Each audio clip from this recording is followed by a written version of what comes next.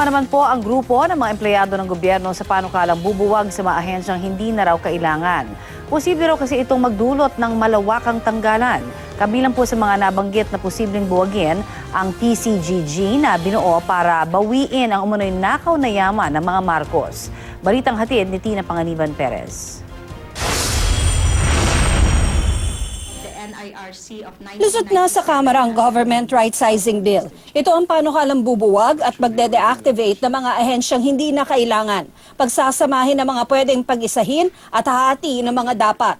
Pag-aaralan pa kung ano-ano ang mga maapektuhang ahensya, pero ngayon pa lang may nabanggit na ang DBM.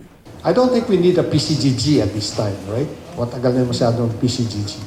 There are many agencies that we have identified that are duplicative in nature. Ang PCGG o Presidential Commission on Good Government ay binuo para bawiin ang mga umunoy nakaw na yaman ng pamilya Marcos. Pero nilinaw na Malacanang, walang politika sa right sizing.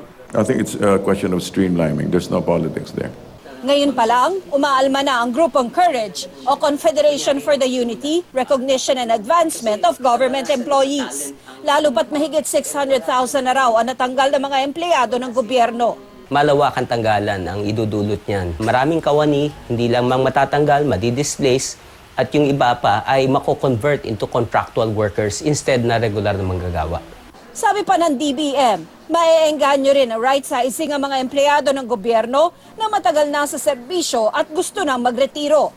Maganda raw kasi ang retirement package sa right sizing. There's no forced firing of people. You're given the option to retire or you can stay in government but subject to retraining.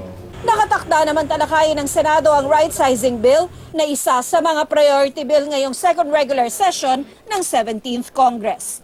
Tina Panganiban Perez, GMA News.